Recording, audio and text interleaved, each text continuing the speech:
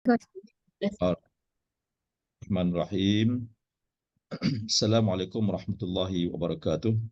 Alhamdulillah rabbil alamin wassalatu wassalamu ala asyrafil anbiya'i wal mursalin sayyidina maulana Muhammadin wa ala alihi washabbihi ajma'in. Subhanaka la ilma lana illa ma 'allamtana innaka antal alimul hakim. La haula wala quwwata illa billahil azim. Allahumma shalli wa sallim wa barik ala sayyidina Muhammad wa ala ali Muhammad bi'adadi rahmatillah. Baik teman-teman mati sekalian, insya-Allah sama-sama kita tarik nafas dulu. Pilih state yang dimaukan. Okey, Kak Siti nak state apa Kak Siti?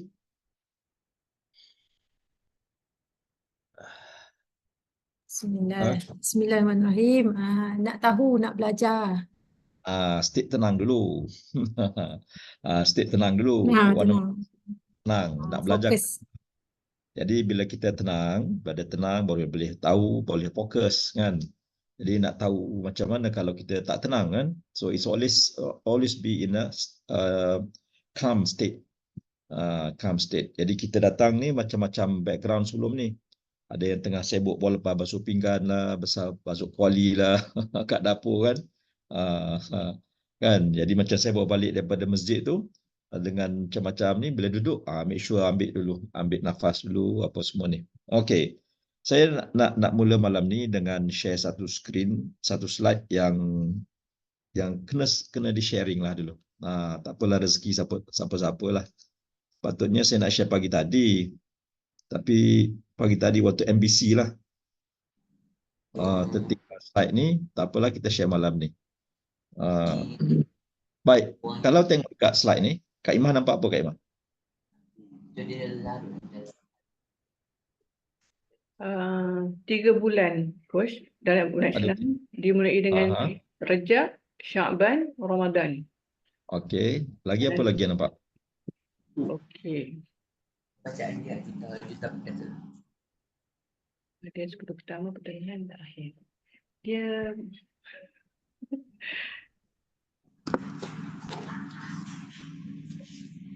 Rajab 10 hingga 10. Pertengahan, terakhir. Kelebihan untuk setiap bulan tu, Coach? Kelebihan ada nampak pattern apa-apa tak? Itulah 10 pertama malam untuk yang malam Rajab. Setiap bulan dia ada kelebihan satu, Coach. Rajab apa dia? Kemudian kalau Sya'ban, nisfu Sya'ban, dan Ramadan dia ada Lailatul Qadar. Bila benda tu berlaku? Benda tu berlaku malam, Coach. Kelebihan malam. Nampak tak? 10, 10, 10. Ya. Position dia 10 mula-mula, 10 pertengahan, 10 terakhir. Baik, bismillahirrahmanirrahim. Apa yang berlaku kita ni, Malaysia dijajah oleh British. Jadi bila dijajah oleh British, apa yang berlaku seharian kita, kalender yang kita pakai adalah kalender Masihi. Kan, kalender Masihi. Januari, Februari, Disember, sampai ni. Setiap tahun daripada kecil sampailah kita berumur sekarang ni. Kan, betul kan? Kan? Jadi oleh yang demikian, apa yang berlaku, ramai di kalangan kita very familiar dengan kalender Masihi sahaja. Yang kalender Hijrah ini, mungkin yang sekolah Arab lah kot. Yang sekolah Arab, sekolah agama je. Sedangkan kita ni orang Islam. Bila kita orang Islam, tak boleh tidak kena sensitif dengan bulan Islam. Ya, bulan-bulan Islam. Jadi ibu-ibu kena bawa benda dalam family. Bila ibu-ibu bawa benda dalam family, barulah anak-anak tadi dia pegang benda tu. Bila dia besar besok nanti, dia akan bawa dalam family dia juga. Jadi kalau ibu-ibu tak membawa benda ni dalam anak yang waktu remaja apa semua ni, bila mereka besar dah keluar pada rumah, apa yang berlaku, mereka tak tahu. Jadi macam kita lah juga jadinya, kan? Kecuali mak kita dulu sentiasa tekankan dalam bab bulan-bulan ni. Jadi saya kebetulannya arwah nenek ngatuknya, dia tidak sekolah ni, dia orang sekolah pondok.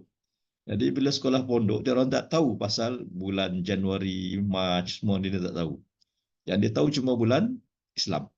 Nampak tak? Yang dia orang tahu. So kita nampaklah, kita dah observe benda tu. Jadi bila dah berumur ni, bila dah sampai peringkat ni, kita pun nampaklah I can observe lah exposure di rumah itu memainkan peranan yang sangat besar. So sewaktu anak-anak kat rumah yang masih ada ni, remaja ataupun masih sekolah rendah, biasa-biasakan mereka untuk familiar dengan bulan-bulan Islam. Kenapa? Kita orang Islam, ada bulan Islam dan ibadah kita sangat terkait dengan bulan Islam. Kan? Kita tak buat ibadah mengikut bulan April, dengan Januari, Disember, tak ada. Ibadah kita terkait pada bulan-bulan Islam. Maka perlu ditekankan kepada family bahawasanya sensitif dengan ni. Jadi kalau kita memang bergaul dekat pondok apa semua, memang mereka menggunakan bulan-bulan Islam ni. Baik, daripada 12 bulan yang ada tu, maka ada 3 bulan yang sangat istimewa, dipanggil 3 bulan yang penuh barakah ni. Bulan haram dia panggil. Rajab, Syaban, Ramadan. Now, bila diplot macam ni, kita nampak dia punya pattern dia. You can see the pattern and from this pattern it tells us something. Kalau kebiasaannya dulu, kalau kita dengar cerita dari segi oralnya lah, dari segi mulut ke mulut, berpuasa bulan Rejab, puasa Syaban, puasa Ramadan, dekat mana tak nampak. Tapi bila diletakkan dalam diagram macam ni, antara perkara yang mudah, yang very obviousnya adalah 3 bulan tadi berturut-turut kan. Bukan saja berturut, tetapi keistimewaannya tu cantik sangat. Rejab bulan yang pertama, 10 yang pertama. Syaban di tengah, 10 yang pertengahan. Dan Ramadan, 10 terakhir itu yang istimewa. So 10, 10, 10. Apa yang berlaku? 1 Rejab. Sebagai mula-mula nak masuk kepada 3 bulan istimewa ini, malam 1 Rejab. Jadi contohnya dalam kitab Syekh Abdul Qadir Jailani ada solat sunat usamat. Jadi solat sunat usamat kita buat malam 1 Rejab. Jadi solat sunat usamat ni istimewa. Pasal apa? Ini sebagai standby untuk kalau seandainya di akhirat nanti ada orang claim inilah menuntut daripada kita. Jadi apa yang daripada solat usamat tadi tu boleh bayar benda tu. Boleh bayar orang claim hak-hak mereka, hak orang lain kepada kita. Antaranya lah. Kemudian malam nisfu Syaban ada 1 bulan lagi. Kemudian di malam yang di bulan Ramadan seperti yang tahu Lailatul Qadar 10 terakhir. Kebiasaannya orang just fokus yang satu je, tapi beza dengan guru-guru orang alim. Mereka bicaranya 3 bulan. Bukannya 1 bulan sahaja. Bicaranya 3 bulan. Jadi kita sebagai ibu-ibu yang menjadi tanggungjawab kita memberi kesadaran kepada ahli keluarga kita, ambillah benda ni, tunjuk, cerita kat mereka. Kan? Cerita apa semua tahu, nampak. Nanti bila dia orang besar, lekat. Dia punya buktinya, when my nenek, my atuk bicara benda ni, saya bila dah umur 50-an ni, jadi sensitif benda tu. Kan? Untuk anak-anak kita pula bagi tahu. Alright, tu je. Boleh ya? Siapa first time nampak ni? April? Pernah nampak ni kan April? April dah biasa nampak ni kot? Pernah nampak, tapi tak nampak sangat dia punya kaitan tu lah coach. Bila macam 10 pertama, 10 pertengahan, 10 terakhir tu kita tak nampak dia punya frame tu. Cuma kita tahu Rejab tu actually saya first time lah, tapi nisfu Syaban dengan Lailatul Qadar tu pernah nampak. Dan sebenarnya saya ternampak dekat TikTok sehari 2 ni tentang ni. Dan alhamdulillah malam ni coach lagi baguslah. Okay, so itu permulaannya. So let's review balik apa yang kita dah belajar, apa yang kita masih ingat daripada cerita bab solat kita yang sesi yang lepas. Apa yang masih ingat?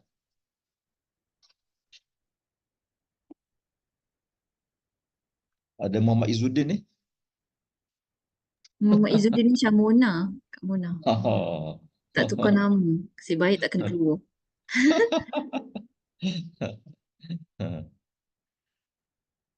Baik, soalan Kak dulu Una ada, mula-mula. Kak Una ada Sementara menunggu tu, apa beza syarat dengan rukun? Apa beza syarat dengan rukun? Alia? Apa beza Saya syarat tu dengan Alia? Ha? rukun kena ikut, kena buat semua. Syarat ada pilihan ke? Dia dia dua hal yang berbeza tapi nak hampir sama. Hebatnya Islam dalam bab ibadah ini, dia ada syarat, ulama cakap. Kemudian ada rukun dia, kemudian ada sunat, kemudian ada wajib kan. Jadi bila bab solat, antara perkara yang kita kena faham adalah dia panggil apa kalau dalam bahasa sini dia panggil perkakas. Kakas maya dia kata. Maknanya elemen-elemen yang ada di dalam solat. Apakah elemen yang dalam solat? Syarat. Syarat ada sesuatu yang mesti ada untuk nak buat sesuatu perkara, right? Whereas rukun adalah the steps of it. The steps of it. Now, sunat wajib kan, benda yang wajib dan benda yang sunat. Seperti yang kita tahu, fardu ataupun wajib, benda tu kalau tak buat, kalau tertinggal contohnya, maka tak sah kan. Tertinggal rukun sama. Now, dalam solat ada hal wajib, ada hal sunat. Sunat pula ada sunat ab'ad, ada sunat hay'ah. Jadi dalam proses kita malam ini, saya insyaAllah akan cover dua area lah. Satu yang fiqhnya, satu lagi yang sufi punya ataupun tasawuf punya. Last session kita bicara mengenai waktu kita ambil wuduk. Bila ambil wuduk, kena ingat apa benda? 3 time frame. Masih ingat tak? Penutup sebelum last session. 3 time frame. Yang lalu, yang sekarang, dengan yang ke depan.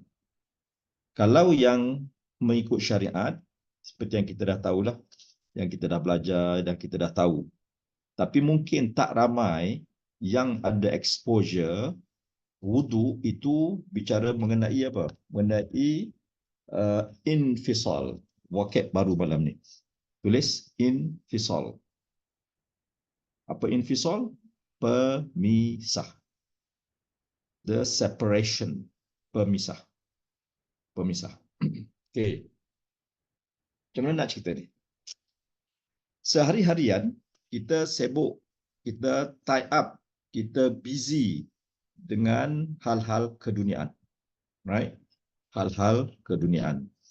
Maka dari kacamata sufi, dari kacamata tasawuf, hal-hal keduniaan ini adalah zulumat. Zulumat. Tahu zulumat? Kegelapan. Dunia adalah kegelapan. Now, setiap amalan adalah cahaya.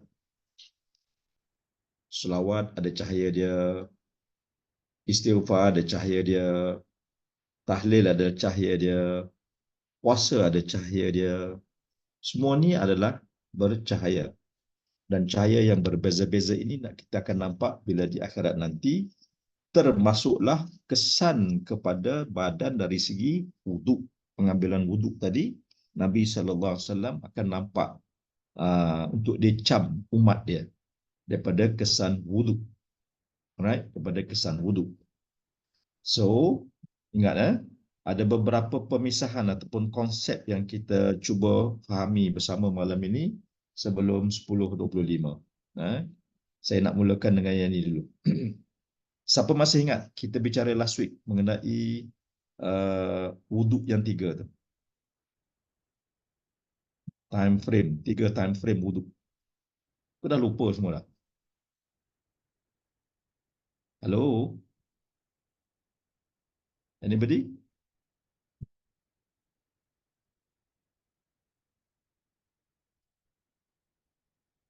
Halo, Maniza ada tak last week? Maniza tak ada? Akila baru masuk this week. Izzat ada last week kan? Izzat. Ada. So apa 3 time frame pasal wuduk? Yang tadi coach cakap yang masa lalu, kini akan datang. Tapi macam mana caranya? The The detail of it. detail. Tak faham, tak tahu, tak ingat. Tak ingat. Dia yang awal hujung tu tak dapat. That's what I thought. So sebab last week kita bicara peringkat akhir, nampak semua yang tengah kejut. April lah ada bunyi sikit last week. April, apa yang masih ingat April? Okey, yang saya ingat sebab bila coach tanya apa yang saya dapat, saya memang amazing dengan yang coach bagi 3 masa ni, iaitu masa sebelum bila kita dalam keadaan macam coach cakap tadi, seharian kita bergelumang dalam zulumat, dalam kegelapan, dalam mungkin maksiat, dosa-dosa.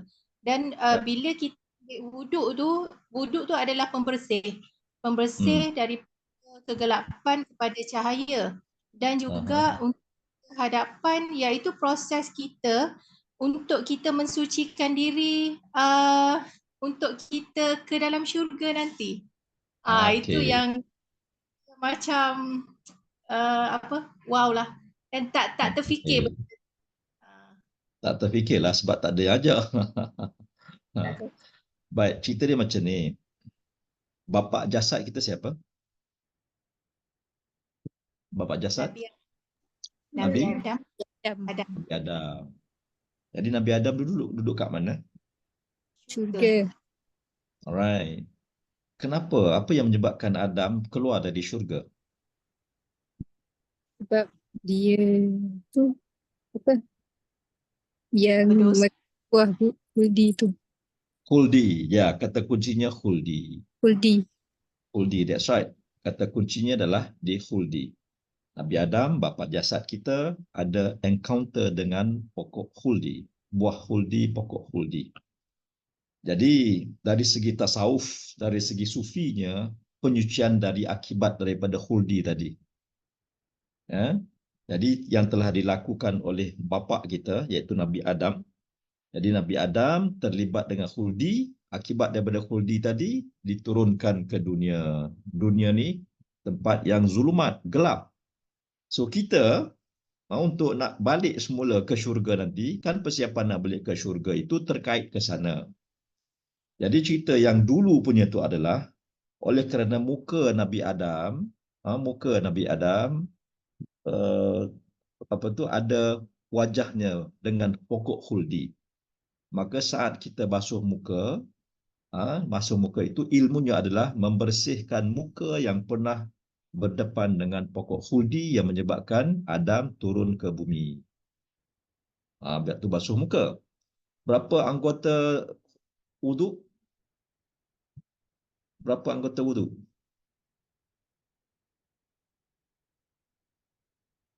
Anggota wuduk ada berapa? 4. Nasib baiklah ada budak sekolah Arab Apa dia Aina? Muka, tangan, apa satu lagi sebelum kaki? Kepala. Kepala atau kaki. Okey, 4 anggota wuduk dibersihkan sebab 4 anggota wuduk ini ada berdepan dengan khuldi, menyebabkan dia kotor. Akibat kotor tadi dihumbankan turun ke dunia. Apa dia? Muka Nabi Adam. Kemudian tangan Nabi Adam. Kemudian kepala Nabi Adam yang duduk mikir buah khuldi. Dan kaki Nabi Adam yang berjalan ke pokok khuldi. Itu yang berlaku dulu. Jadi akibat daripada encounter dengan khuldi tadi, maka kotor jadinya. Kekotoran tadi itulah tidak boleh kita nak masuk dalam dunia dalam majlis ketuhanan. Sebab tu kita ambil wuduk. Tahu tak? Majlis ketuhanan adalah satu majlis yang suci murni. Tak ramai yang tahu ni. Kenapa kita wuduk tu? Dari aspek sufinya lah. Dari aspek rohnya. Sebab apa? Kesalahan oleh bapa kita, iaitu encounter dengan khuldi. Tangannya pegang khuldi, dia basuh tangan. Mukanya bermain dengan pokok khuldi. Kan Allah Ta'ala dah sebut, jangan kau hampiri khuldi ni. Tapi oleh kerana bisikan syaitan, pedaya syaitan melalui Tok Hawa, maka Adam yang sepatutnya menguasai, merajai, memimpin, kalah di situ. Ikut Hawa. Jadi akhirnya dua-dua dikeluarkan daripada syurga, turun ke bumi. Itu dia punya, dia panggil apa? Asbab dan falsafah lah. Bagaimana sufi melihat ini. Sufi melihat ini. Kita kan anak cucu Nabi Adam. Bila anak cucu Nabi Adam, apa yang Adam buat itulah terkait juga kepada kita. Right. So saat kita basuh muka itu, tujuannya adalah nak membersihkan daripada dosa kesilapan. Kerana apa? Syurga itu tempat yang suci bersih dengan keadaan cantik. Tiba-tiba dilakukan kesalahan tadi dan sekarang kita nak balik semula ke dalam hal tersebut. Sebab apa? Setiap amalan itu cahaya. Jadi nak masuk majlis ketuhanan, nak nikmat-nikmat katakan syurga. Mana nak dapat? Benda tu kena bersihkan dulu. Itu kenapa wuduk dipanggil sebagai infisal. Pemisah. Pemisah. Dia ada wuduk. Kita solat ni ada kan 3 stages. Buat tangan dulu, sama-sama. Sama-sama buat tangan. Daripada kiri. Daripada kiri, wuduk. Azan.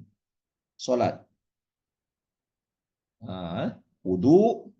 Azan, solat. Jadi azan itu adalah ingat kembali bagaimana sewaktu Allah memanggil semua roh waktu itu. Bertanya soalan, alastu bi rabbikum kan? Itu kenapa adanya azan kembali kepada Allah. Sebelum masuk ke dalam zon solat. Zon solat adalah zon cahaya. Zon suci bersih. Zon solat.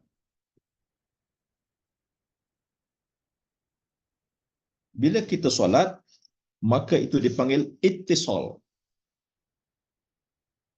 Wuduk, infisal. Bila solat dipanggil ittisal. Apa tu ittisal? Penyatuan. Penyatuan. Ittisal.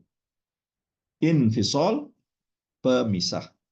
Memisahkan di antara yang zulumat, dipisahkan supaya boleh masuk kepada cahaya, nur. Boleh follow boleh follow kalau faham benda ni, kita melihat solat tu sesuatu yang sangat istimewa. Dia punya power dia punya the whole thing tu. Jadi kalau dalam bab fiqh je, syariatnya tak nampak benda ni, dia tak cerita. Kalau ikut solat syariat senang je.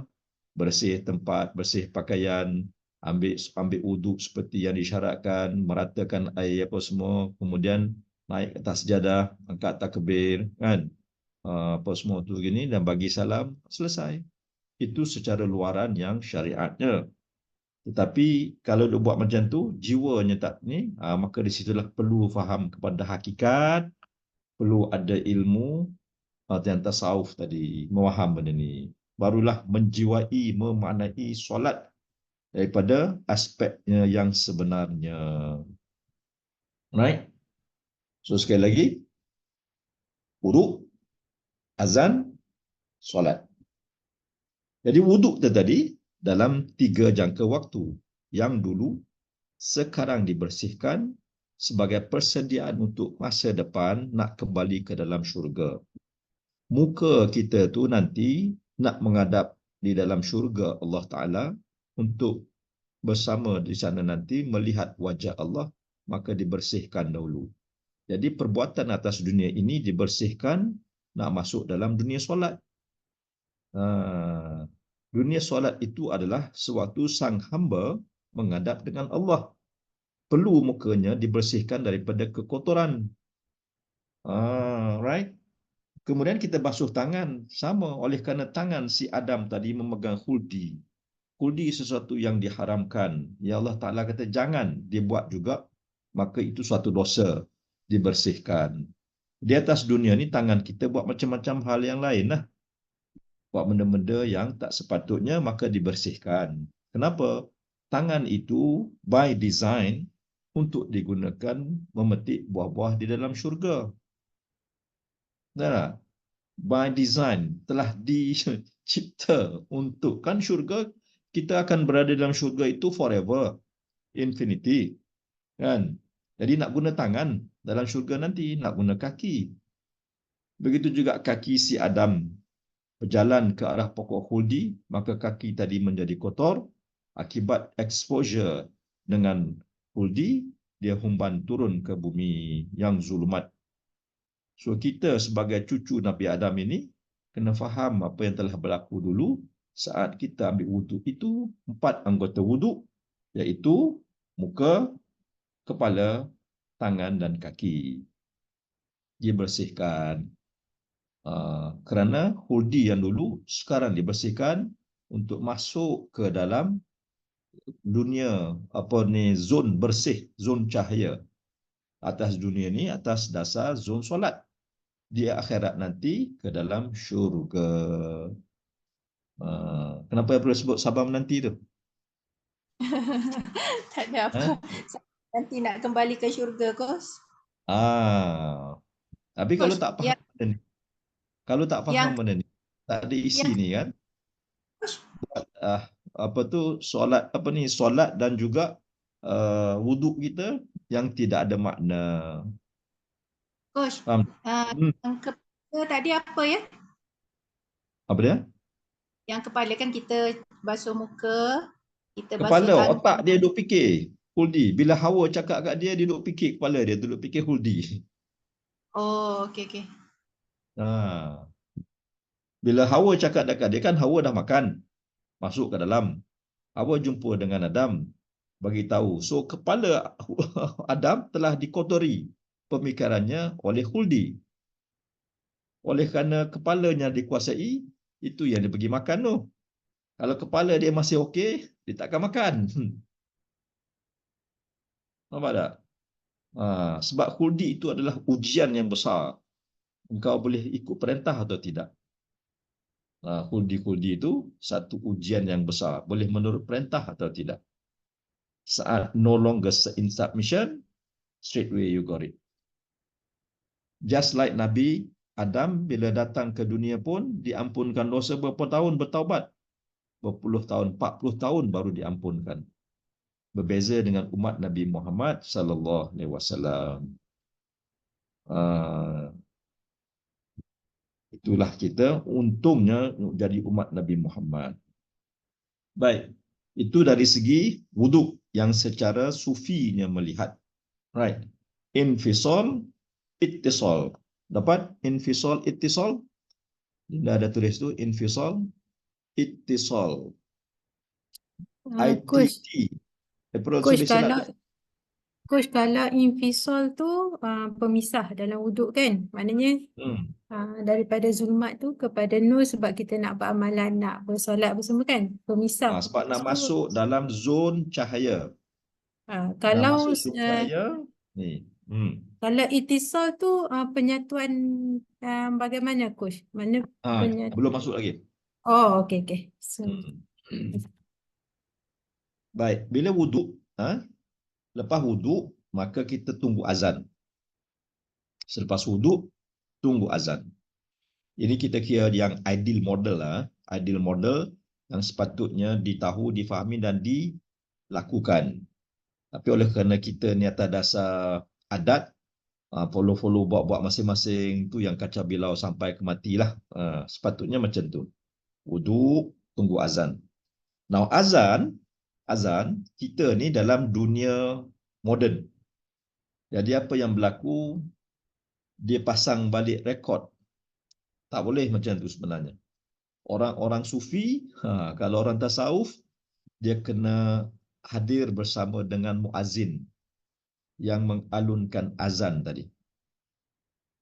Kena ada alive, orangnya yang mengalunkan azan. Orangnya, bukan yang recorded.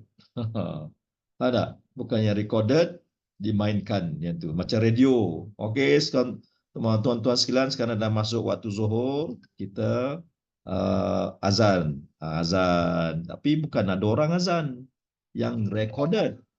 Jadi recorded tu tak ada roh. Yang sebenarnya kita kena dengar azan yang dilaungkan oleh muazzin. Kenapa muazzin tadi melaungkan dengan nur yang ada? Allahu Akbar tu dia ada nurnya. Telinga mendengar, patuh pada satu keadaan di alam ruh dulu, Allah Ta'ala panggil semua, bertanyakan kepada sesi alastu bi rabbikum. Sesi perjanjian tadi kan.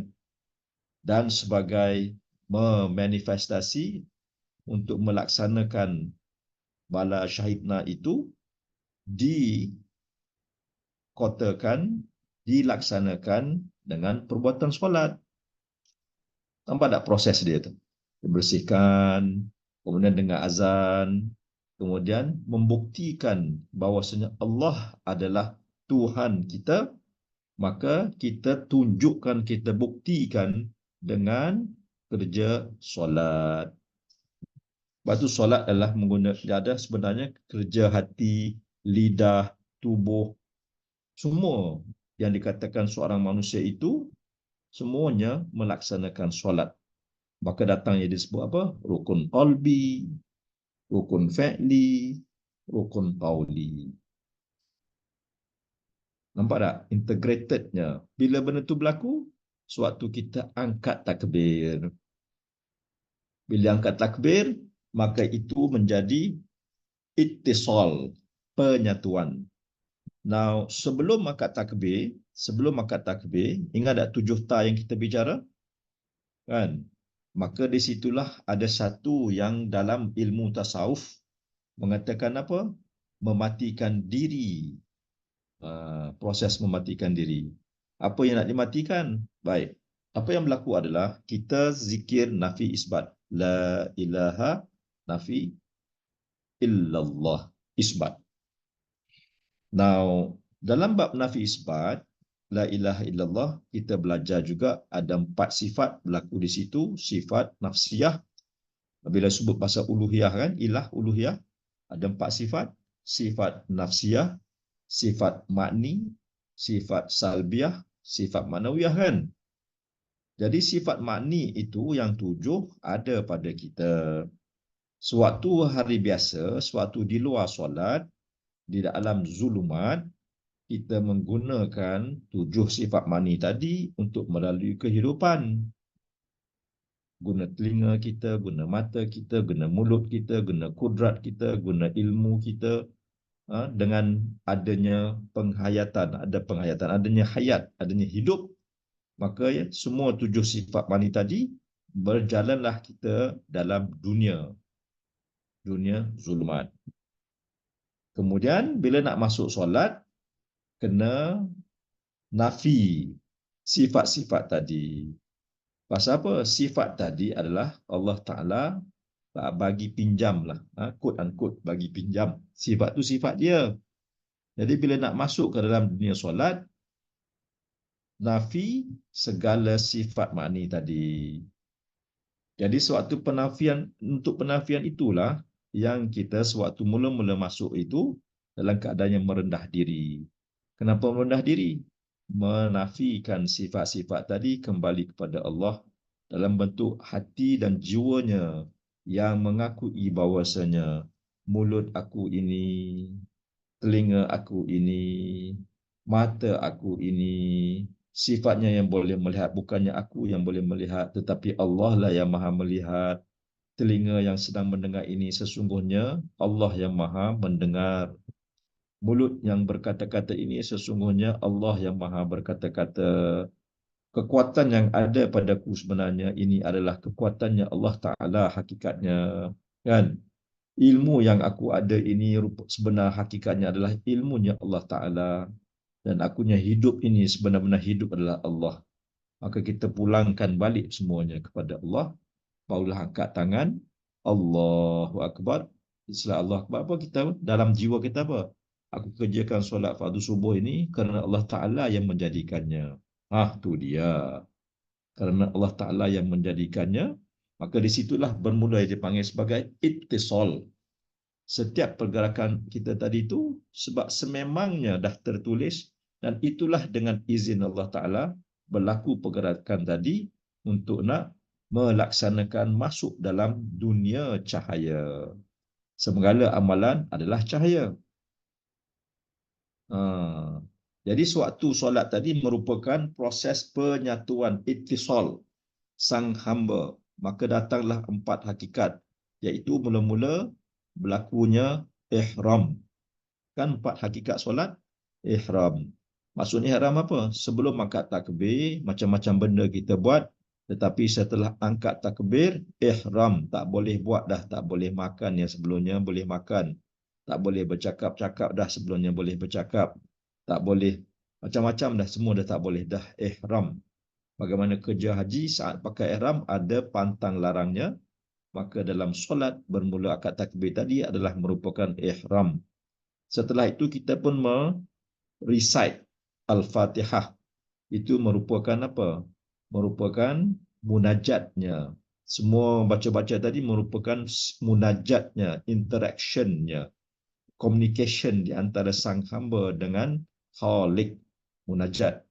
Ihram, munajat. Kemudian ada Mi'raj sebelumnya. Mi'raj maknanya ruhnya bukan berada di atas dunia ini, tapi ruhnya Mi'raj, naik. Naik secara metafora lah, bukan ini kan. Kepada mana? Sebab dalam proses dengan communication tadi, munajat bukan bersama hamba, tapi dengan yang maha agung. Itu kenapa dipanggil Mi'raj. Jadi ihram, Mi'raj dan munajat. Kemudian tabdil, pertukaran alam, tidak berada di atas alam dunia adalah masuk dalam alam ketuhanan. Tabdil bagi itu 4 hakikat solat. Dan dari segi pergerakannya, oleh kerana manusia itu daripada tanah, ada 4 unsur, itulah yang dizahirkan dengan 4 pergerakan solat. Berdiri, rokok, sujud, duduk antara 2 sujud. Yang berdiri itu adalah daripada unsur api. Api tak ada ke kiri kanan, sentiasa ke atas.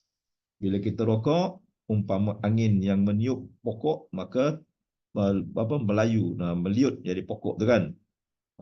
Dan bila kita sujud, bagaimana bentuk badan turun ke bawah, itulah air. Tanah adalah simbolik daripada suatu kita duduk antara 2 sujud, duduk tetap, duduk antara 2 sujud tadi. Duduk baca tahiyat tu kan, duduk antara 2 sujud, itu adalah daripada tanah. Bila kita sujud untuk air di mana juga ada tempat rendah, di situlah dia pergi. Maka itulah di diri kita daripada 4 unsur jasad kita. Api, angin, tanah, air. Tanah, air, api, angin. Kan? Semuanya banyak 4 kita perhatikan.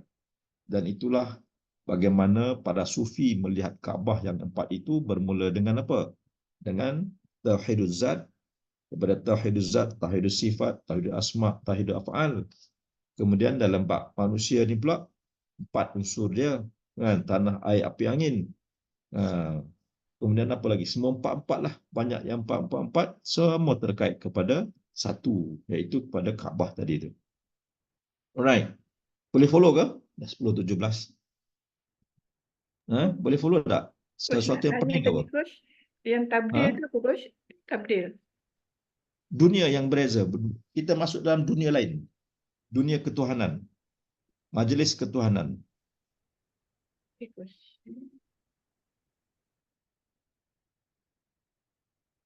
Apa Linda tulis ni? Berlainan dengan kaum lain yang menolak nombor 4. Betul coach. Kan? Cina. Ya. Cina. Sorry coach, yang sujud tadi apa? Air tadi? Unsur air sujud. Sujud. Kan bila sujud macam ni, rendah. Itulah air, simbolik daripada air. Selain daripada Nabi Muhammad sallallahu alaihi wasallam melihat bagaimana malaikat position all those kan satu.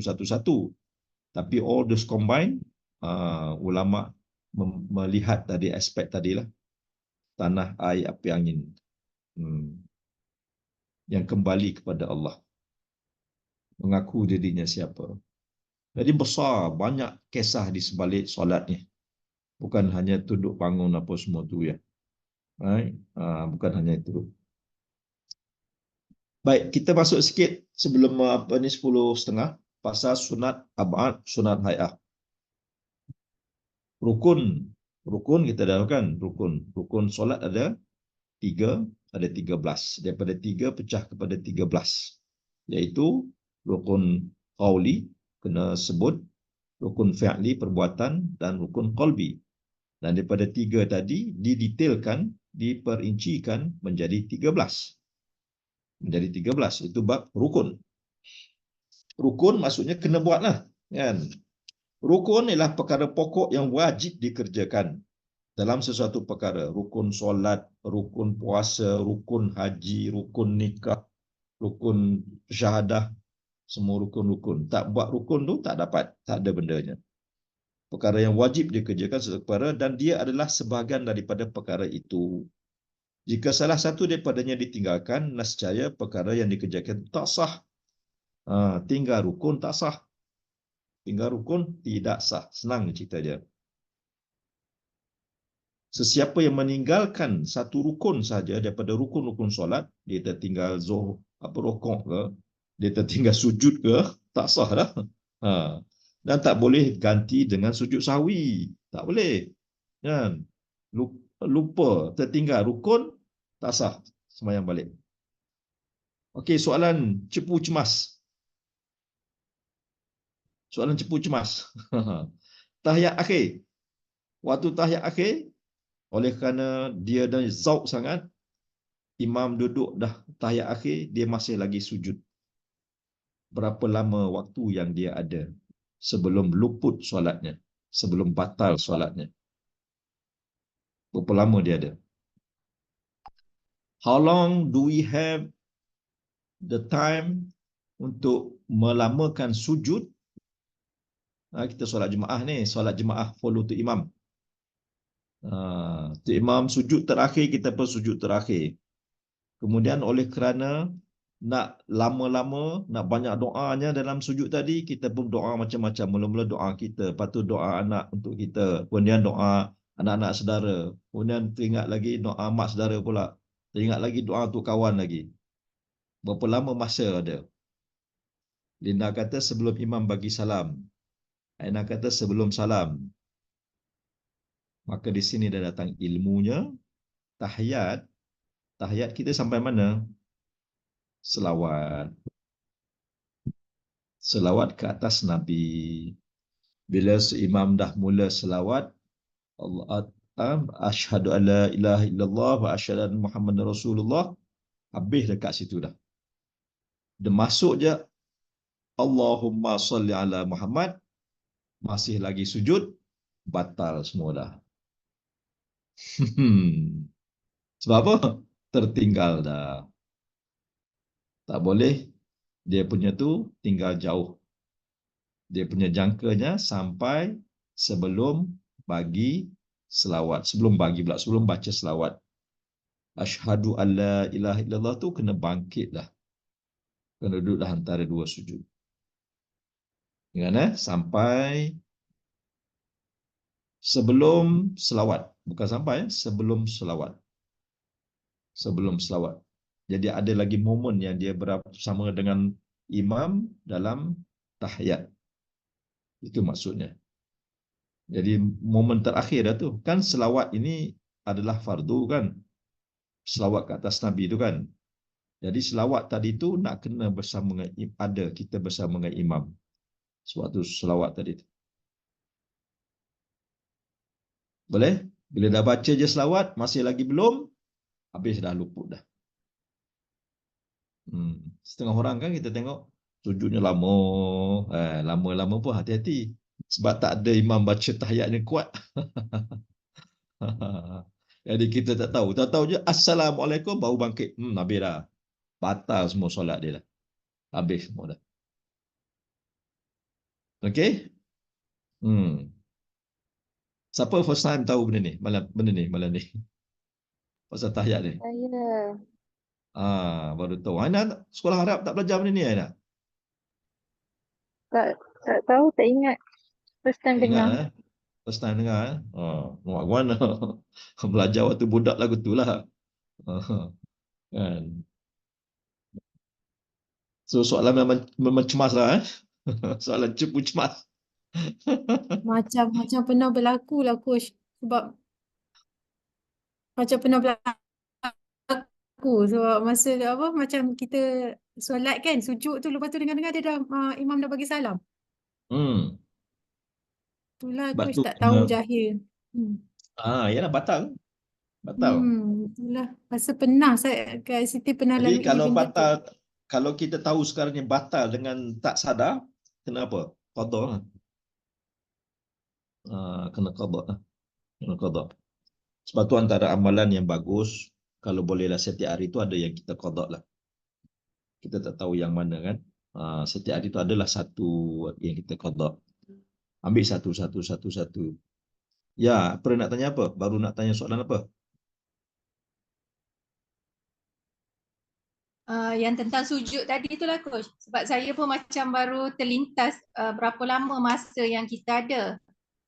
Saya pernah macam terbaca tapi dia tak bagi detail lah. Dia kata kalau kita solat berjemaah kita tak boleh lama-lama sujud tu. Maksudnya untuk doa-doa yang macam coach cakap tadi kan. Tak boleh tapi tak di detail, maksudnya time frame dia tu berapa lama. Tapi memang lah dekat saya benda-benda macam ni. Baik, dia begini ya. Pertama sekali kena faham bila kita masuk solat jemaah. Bila solat jemaah, satu perkara kena ingat betul-betul ikut imam. Together. Tujuan jemaah adalah together. Jadi kalau jemaah tapi orang tu buat ni tak ada berjemaah lah jadinya. Sebab tu dia tak boleh tinggal dua rukun yang sempurna dalam bab lain. Tapi dalam bab tahiyat akhir, sama juga cerita dia. Pengakhirannya adalah setelah habis selesai bagi baca syahadah. Mula je selawat, habis dah. Kalau tak sempat, bangun. Tak sebab bangkit daripada sujud. Right? Yang the rest, cuma untuk Fatihah sahaja. Diuzurkan 3 rukun yang panjang. Sebab Fatihah itu adalah munajat yang wajib, yang fardu. Nak kena selesai fardu tadi. Dan memang ulama tahu bahawasanya banyak cara rakyat ni baca. Dan ada imam baca cepat, makmum baca lambat. Maka di situlah dibenarkan. Ya, Mona?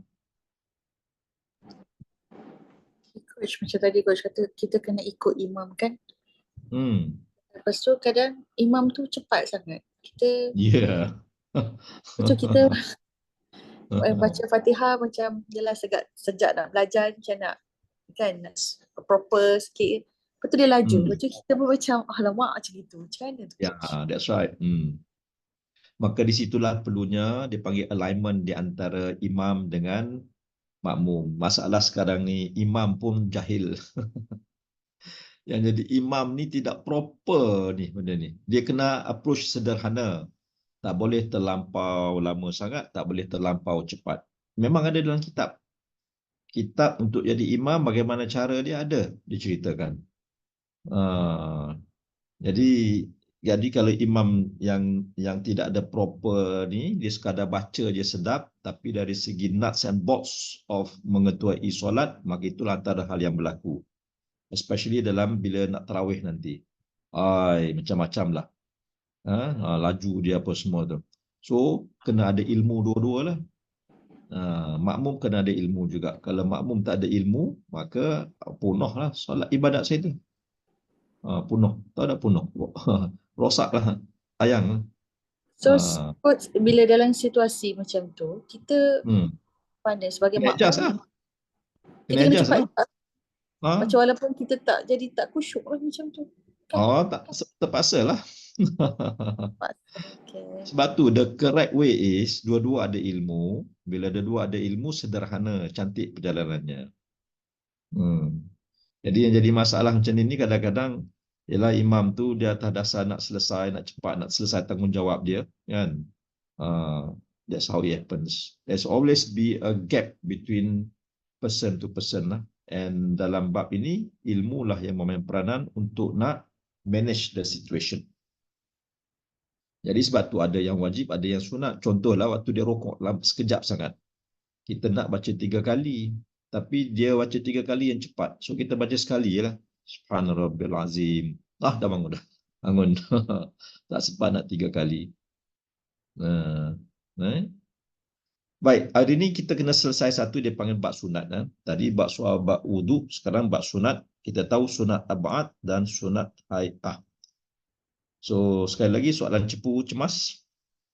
Apa beza sunat ab'ad dengan sunat hai'ah? Syuhada. Syuhada ada malam ni. Syuhada?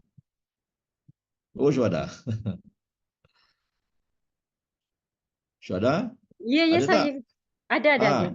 Apa beza sunat ab'ad dengan sunat hai'ah? Sunat ab'ad dengan sunat Hai'ah. Maaf, coach. Kurang pasti. Pernah dengar tak?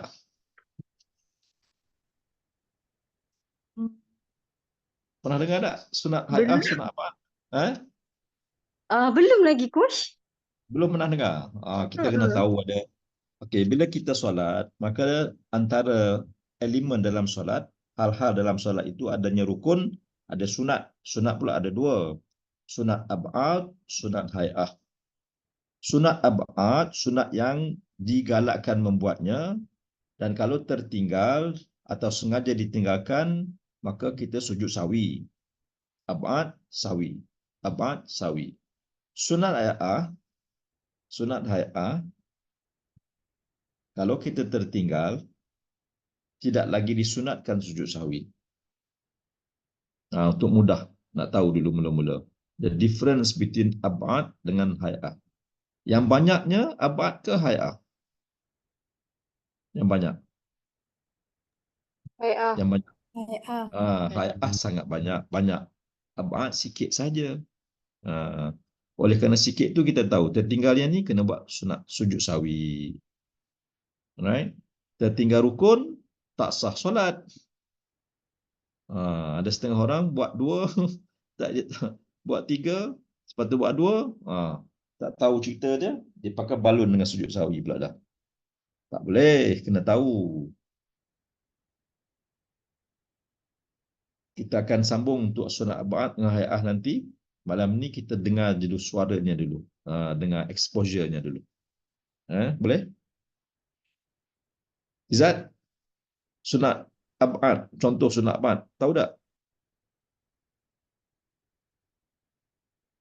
Izzat,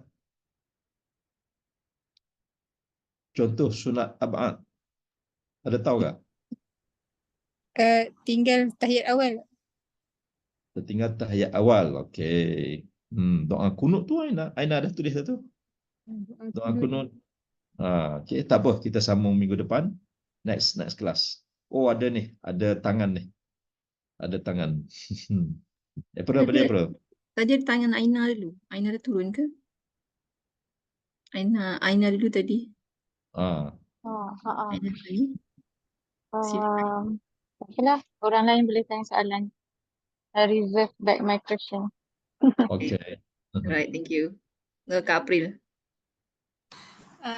Coach nak tanya, contohkan coach, kalau macam kita dalam solat, lepas tu kita lupa kita dah rakaat kedua, so kita dah baca tahiyat awal, bila kita naik rakaat ketiga, kita macam aku rakaat yang keberapa ya? kan. Dan kita baca balik sebab kita tak sure yang kita dah baca, kita dah rakaat kedua tadi. So kita baca balik ayat awal tadi pada rakaat ketiga. Masa tu baru kita datang keyakinan, datang ingatan yang kita memang tadi sebenarnya dah lepas dah rakaat kedua. Apa yang patut kita buat, Coach? Tak apa, selesaikan aja. Okey, lepas tu kita baik, gini cerita dia. Gini April, very simple je. Very simple je. Benda tu berlaku dulu sebelum kita faham bahawa solat itu adalah majlis ketuhanan. Tetapi bila kita dah masuk kepada satu stage solat adalah merupakan majlis ketuhanan, tertinggal rakaat apa semua ni, tak ingat rakaat ni, it shouldn't happen lah.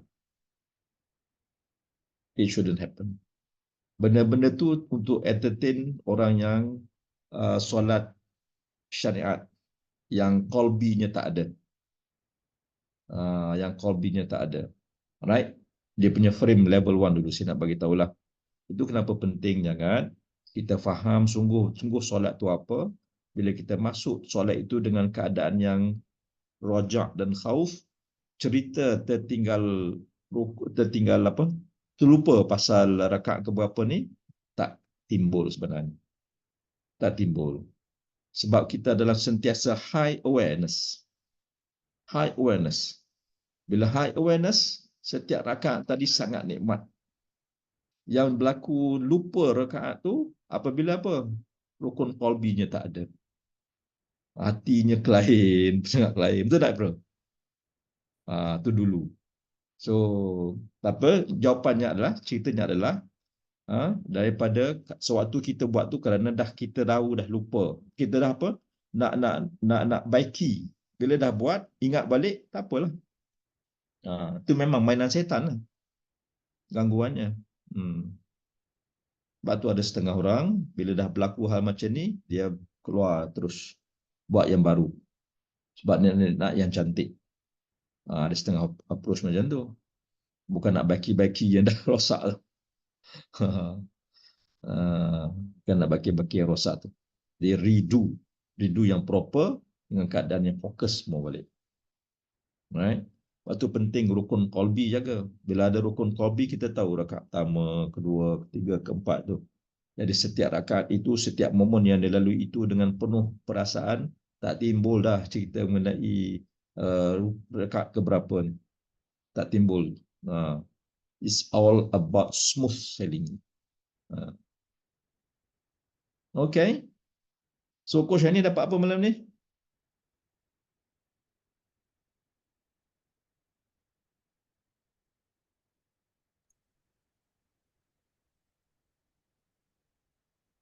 Ya, Coach. Ya, Bismillahirrahmanirrahim. dapat apa malam ni? Apa yang saya dapat hari ini,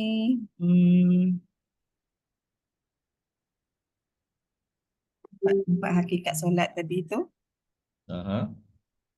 Masa berdiri, umpama api.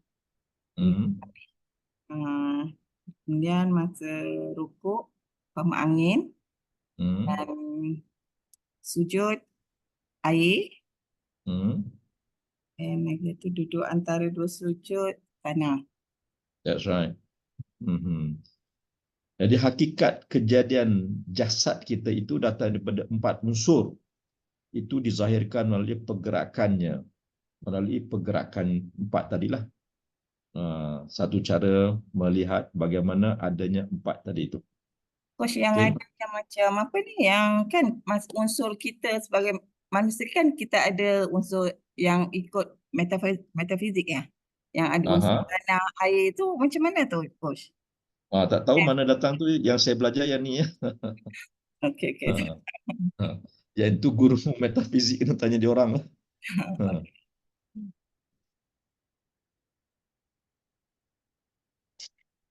Ni last one before we call off. Apa ni dapat malam ni?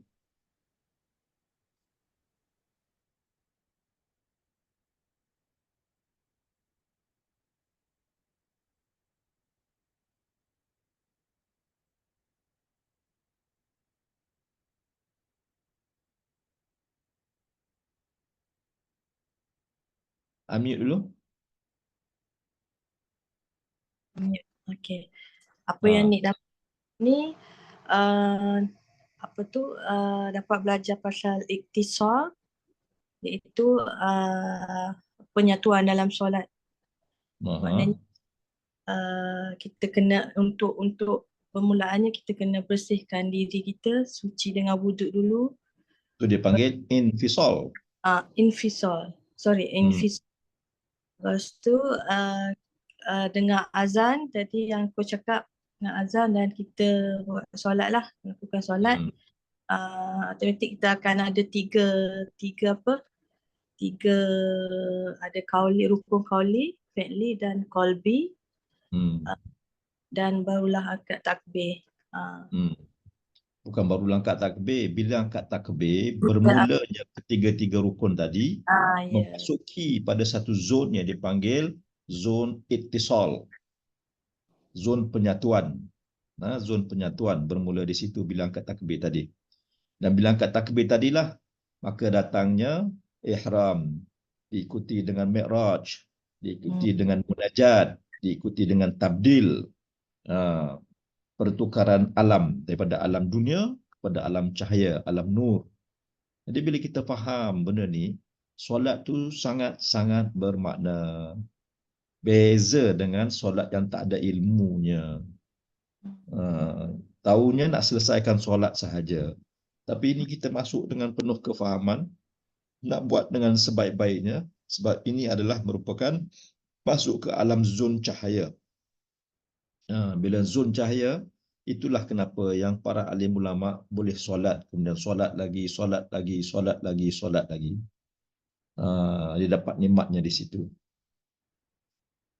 Okay, so dah 10.39, kita berhenti kat sini. Right, selamat beristirahat semuanya. InsyaAllah kita ada masa ke depan, sambung sikit lagi. Ada beberapa perkara lagi dan kita akan lihat detail dalam bab solat, dalam sunat-sunat tadi. Assalamualaikum warahmatullahi wabarakatuh. Waalaikumsalam warahmatullahi wabarakatuh. Terima kasih Coach. Waalaikumsalam. Terima kasih Coach. Terima kasih dan surah Wal-Asr. Subhanakallahumma Subhanallah bihamdika asyhadu an la ilaha illa anta astaghfiruka wa atubu ilaik. Wa zalamtu nafsi faghfir li fa Bismillahirrahmanirrahim. إلى الذين آمنوا وعملوا الصالحات وتواصوا السلام عليكم ورحمة الله. Terima kasih Coach. Terima kasih semua. Sudah keluar. Kak Ni